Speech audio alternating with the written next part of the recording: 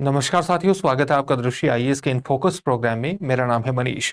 हाल ही में UNICEF India की भारतीय प्रतिनिधि द्वारा ये जानकारी दी गई है कि संयुक्त राष्ट्र भारत में हाशिए पर पड़े युवाओं को सीखने से कमाने की ओर बढ़ने में मदद करने के लिए कुछ दिशा निर्देश तैयार कर रहा है। आज इन फोकस के प्रोग्राम में इन दिशा निर्देशों पर ही हम विस्तार से चर्चा करने की कोशिश करेंगे। सबसे पहले देखते हैं कि इस पूरी टॉपिक के अंतर्गत किन पक्षों पर बात होगी। सबसे पहले खबर को विस्तार से जानेंगे, इसके बाद युवाओं को आगे बढ़ने के लिए, जो हाशिए पर पड़े हुए युवा हैं, उनको आगे बढ़ाने के लिए एक फ्रेमवर्क भी महत्वपूर्ण हो जाता है, जिसको हम रेज टीएम फ्रेमवर्क के नाम से जानते हैं। तो इसके बारे में सामान्य जानकारी हासिल करेंगे और दिशा निर्देशों में क्या महत्वपूर्ण बात होने वाली है जिसे संयुक्त राष्ट्र की एजेंसियां तैयार कर रही हैं, उसकी क्या विशेषताएं होंगी, उन पर बात करने की कोशिश करेंगे। फिर आपके लिए एक अभ्यास प्रश्न होगा जिसका उत्तर आपको कमेंट बॉक्स में कमेंट करके देना होगा। ये जो पूरा विषय है यूपीएससी की मुख्य परीक्षा की सामान्य अध्ययन प्रश्न पत्र 3 से जुड़ता है, क्योंकि ये भारतीय युवाओं की कौशल विकास और उनके कमाने में मदद करने के लिए दिशा निर्देशों की बात करता है। तो ये भारतीय अर्थव्यवस्था जैसे खंडों से जुड़ जाएगा, युवाओं के स्किल जैसे खंडों से जोड़ करके आप इसे देख सकते हैं, कौशल विकास जैसे खंडों से भी आप इसे जोड़ सकते हैं। हम इस प्रोग्राम में आगे बढ़ेंगे उससे पहले आप हमारे चैनल को सब्सक्राइब जरूर करिए और बेल आइकन दबाइए ताकि हमारे सभी प्रोग्राम का नोटिफिकेशन आपको मिले। इन प्रोग्राम से आप जुड़े, इनका लाभ उठाएं। साथ ही इन सभी प्रोग्राम की पीडीएफ फाइल आपको इनफोकस दृष्टि आईएएस के टेलीग्राम चैनल पर उपलब्ध कराई जा रही है। डिस्क्रिप्शन में दिए गए लिंक पर जाकर आप पीडीएफ फाइल डाउनलोड कर सकते हैं। साथ ही चैनल को भी सब्सक्राइब करिएगा, टेलीग्राम चैनल को। अपने प्रोग्राम में आगे बढ़ेंगे उससे पहले आपके लिए एक सूचना है। सूचना यह है कि दृष्टि आईएएस संस्थान आईएएस-जीएस फाउंडेशन कोर्स हिंदी माध्यम के कई अपनी शाखाओं में प्रारंभ करने वाला है। जैसे दिल्ली स्थित करोल बाग शाखा में 13 नवंबर से बैच प्रारंभ होगा, जिसका समय रहेगा दोपहर 3 बजे। इसी प्रकार से इंदौर शाखा में 11 नवंबर से बैच प्रारंभ होगा, जिसका समय रहेगा शाम को 6:15 बजे। लखनऊ शाखा में 29 नवंबर से बैच प्रारंभ होगा, समय रहेगा सुबह 11:30 बजे। जयपुर शाखा में 27 नवंबर से प्रारंभ होने वाले बैच का समय रहेगा सुबह 11 बजे। इन शाखाओं के पास अगर आप स्थित हैं तो इन शाखाओं में जाकर के अपने एडमिशन को सुनिश्चित कर सकते हैं। साथ ही आप 8750187501 पर कॉल कर सकते हैं, अपने एडमिशन को सुनिश्चित कर सकते हैं, सफलता की दिशा में आगे बढ़ सकते हैं। अब अपनी खबर की तरफ बढ़ते हैं, खबर को विस्तार से जानने की कोशिश करेंगे। तो 3 संयुक्त राष्ट्र एजेंसियां हैं जिनमें कौन कौन सी महत्वपूर्ण है। यूनिसेफ इंडिया, संयुक्त राष्ट्र जनसंख्या कोष और शरणार्थियों के लिए संयुक्त राष्ट्र उच्चायुक्त। ये क्या कर रही है, ये हाशिए पर पड़े युवाओं को सीखने से कमाने की ओर बढ़ने में मदद करने के लिए कुछ दिशा निर्देशों को तैयार कर रही हैं। अभी ये दिशा निर्देश तैयार नहीं हुए हैं, लेकिन यूनिसेफ इंडिया की प्रतिनिधि के द्वारा कुछ महत्वपूर्ण जानकारियां इन दिशा निर्देशों के बारे में दी गई हैं, जो कि युवाओं के संपूर्ण विकास की, हाशिए पर पड़े युवाओं के और विशेष तौर से हाशिए पर रहने वाली महिलाओं के स्किल डेवलपमेंट पर विशेष तौर से जोर देती है, ताकि उनके सीखने की आदत को कमाने की ओर बढ़ाया जा सके और उनको आर्थिक रूप से स्वावलंबी बनाया जा सके। इन दिशा निर्देशों में इस बात का विशेष तौर से ध्यान रखा गया है कि जो व्यावहारिक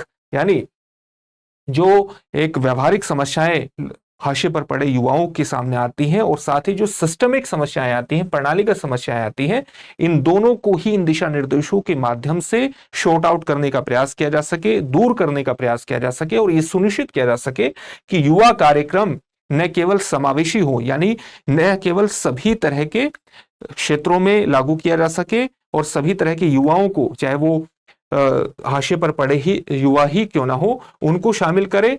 साथ ही अलग अलग क्षेत्रों के लिए अनुकूलनीय हो, और अनुकूल मतलब अडेप्ट कर सकते हो अलग अलग क्षेत्र में रहने वाले लोगों के लिए, और प्रभावशाली भी हो, इफेक्टिव भी हो, इनके वास्तव में परिणाम निकले। इस बात का ध्यान रखा गया है कि व्यवहारिक और प्रणालीगत समस्याओं को दूर कर सकते हो। दिशा निर्देश इस प्रकार से बनाए जाए और साथ ही किसी भी देश की जो नीति है, चाहे वो स्किल डेवलपमेंट से जुड़ी हुई हो या अन्य नीतियां हो, उनके साथ एक तालमेल बैठाया जाए और इस तालमेल बैठाने के क्रम में ही हमारे सामने विशेष रूप से एक फ्रेमवर्क आता है जिसको हम रेज टीएम फ्रेमवर्क के नाम से जानते हैं। और इस फ्रेमवर्क की बात इसलिए आती है क्योंकि इसको इस प्रकार से डेवलप किया गया है ताकि युवाओं को आगे बढ़ने में मदद पहुंचाई जा सके।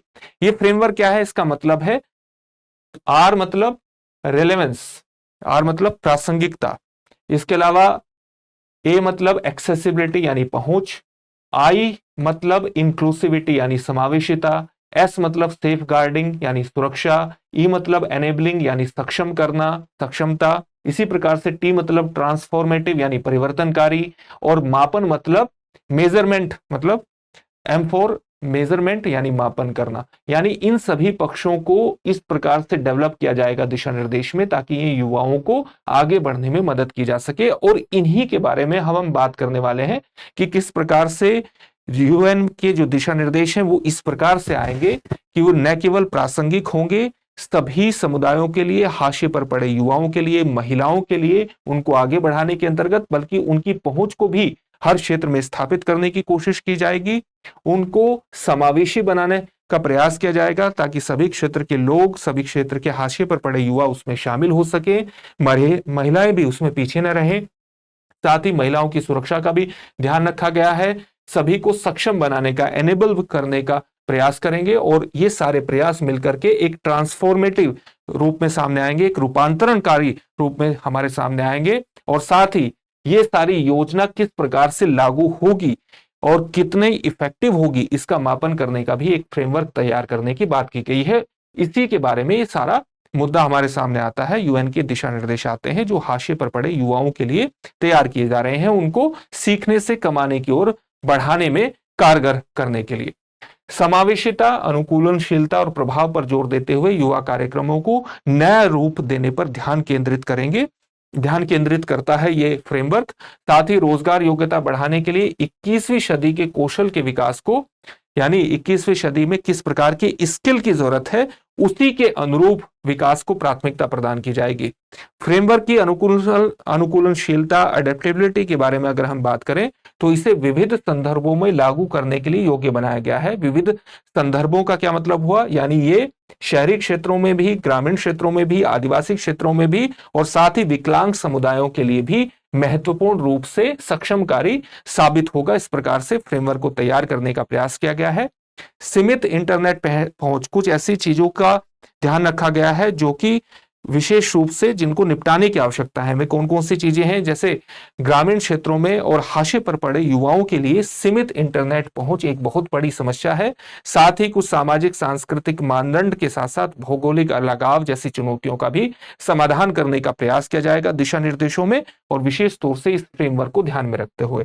अब हम देखते हैं कि जो दिशा निर्देश आने वाले हैं उनकी सामान्य विशेषताएं क्या रहने की उम्मीद है, जो कि यूनिसेफ इंडिया की प्रतिनिधि द्वारा बताई गई है। सामान्य तौर से इसमें यह बताया गया है कि भारत के 5 राज्यों के युवाओं के साथ परामर्श करने से कुछ बातें हमारे सामने आती हैं, जो कि उनकी आवश्यकताओं से संबंधित प्राथमिकताओं के बारे में कुछ एक संकेत प्रदान करती हैं। जैसे विशेष रूप से जो युवाओं की आवश्यकता है, हाशिए पर पड़े युवाओं की आवश्यकता है, और उस आवश्यकता में जो उनकी प्राथमिकता है वो डिजिटल साक्षरता को लेकर के है, उद्यमिता यानी एंटरप्रेन्योरशिप को लेकर के है, और वित्तीय स्वतंत्रता को है।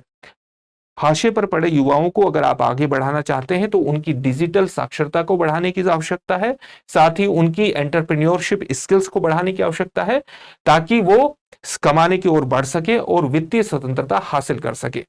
हाशिए पर पड़ी महिलाओं को भी विशेष तौर से केंद्रित रखा जाएगा यूएन की गाइडलाइंस में। हाशिए पर पड़ी युवा महिलाओं को सामने आने वाली जटिल चुनौतियों पर विशेष रूप से ध्यान दिया जाएगा, और इस ढांचे का उद्देश्य होगा लड़कियों और युवा महिलाओं को सशक्त महसूस कराना, और साथ ही समान अवसर प्रदान करने के लिए एक सहायक पारिस्थितिकी तंत्र का निर्माण करना, एक एनेबलिंग एनवायरनमेंट का निर्माण करना, ताकि महिलाएं भी आगे बढ़ सके और सीखने से कमाने की ओर वो जा सके, उनको आर्थिक रूप से स्वतंत्रता प्रदान की जा सके। समावेशी वातावरण यानी इंक्लूसिव एनवायरनमेंट क्रिएट करने के लिए, बनाने के लिए सरकार के साथ साथ नागरिक समाज, सिविल सोसाइटी, प्राइवेट सेक्टर यानी निजी क्षेत्र और युवाओं के बीच एक साझेदारी को भी डेवलप करने की कोशिश की जाएगी, और उसी की वकालत इन दिशा निर्देशों में एक दिखाई देगी। लक्ष्यों को प्राप्त करने के लिए सहयोग के महत्व पर भी बल दिया जाएगा। सामान्य तौर से समावेशिता के लिए, जैसा कि अभी आपको बताया गया था, एक स्व मूल्यांकन उपकरण भी होगा, ताकि स्व मूल्यांकन किया जा सके और यह पता लगाया जा सके कि गाइडलाइंस कितना काम कर रही है।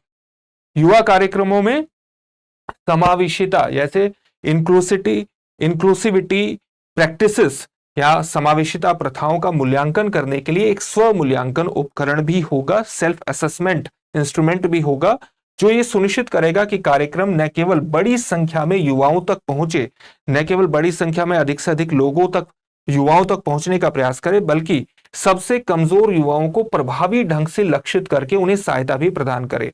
इस बड़ी संख्या तक जो हाशिए पर पड़े हुए युवा है उन तक केवल पहुंचना ही इसका लक्ष्य नहीं है, बल्कि इनमें भी जो सबसे कमजोर है, सबसे कमजोर समूहों तक इस प्रकार से इनके सबसे कमजोर समूहों को लक्षित करना है ताकि इन तक सहायता पहुंचाई जा सके और इनको एनेबल किया जा सके, सक्षम किया जा सके, ताकि ये सीखने से कमाने की ओर बढ़ सके।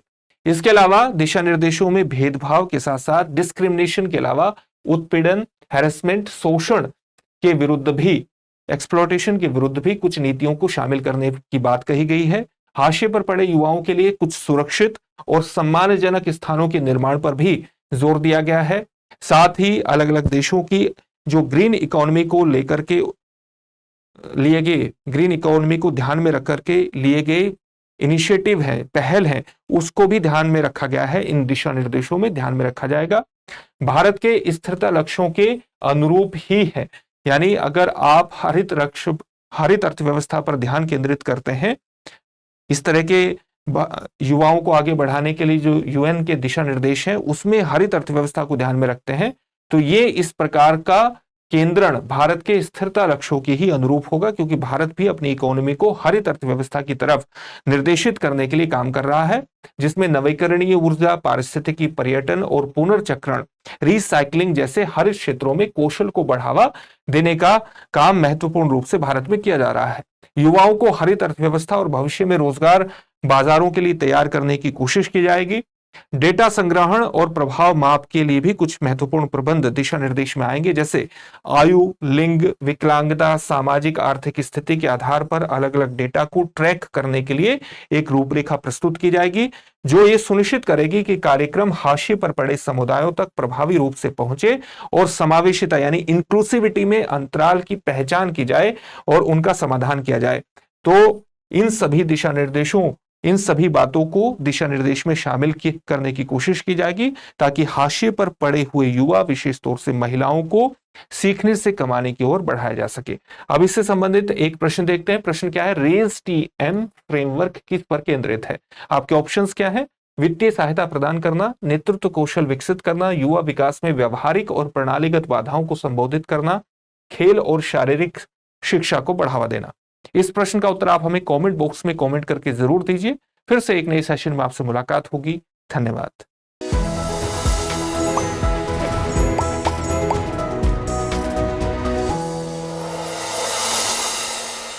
डियर व्यूअर्स, अपने एग्जाम की तैयारी को और बेहतर करने के लिए हमारे चैनल को लाइक, शेयर और सब्सक्राइब करना न भूलें।